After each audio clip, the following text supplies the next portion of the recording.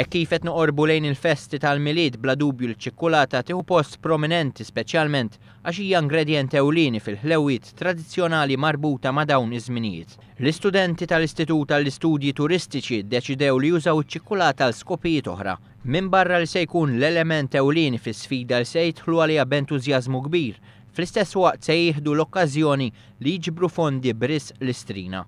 Dawn l-istudenti mmexxija mill-alliem Andrew Farrugia se jittantaw jiksru r-rekord tal-itwal ċikkulata nhar is-Sibt 30 ta' Novembru fil-Belt Valletta. Madwar 500 kilogramma ta' ċikkulata se tkun qed tintuża biex tinħoloq ċikkulata li se tkun twila iżjed minn 350 metru. Dan ifisser li se tkun 3 darbi itwal mit-torri ta' Porto Maso.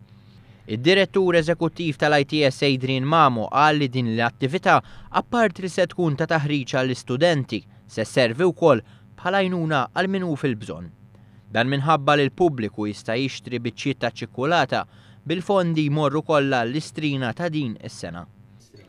Kif kulħadd jaf madwar Gżejjer ta' Malta jsiru diversi records, ovvja kollha konnessi mal-Malta Records.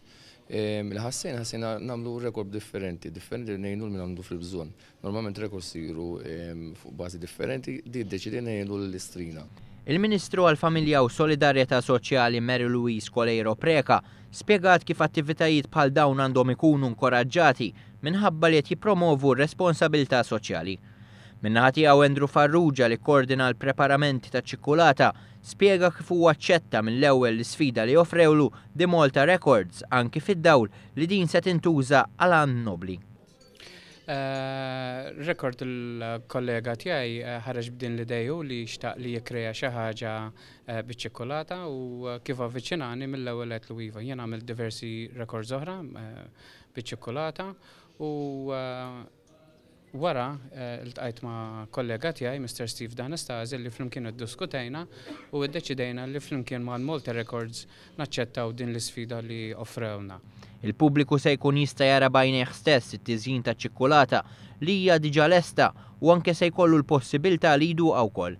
F'Jannar tal-2014 The Malta Records se jkun qed jippubblika The Malta Book of Records li se jinkludi kważi 100 rekord li kienu preżenti f'The Malta Records Festival li saru f'Mejju li għadda.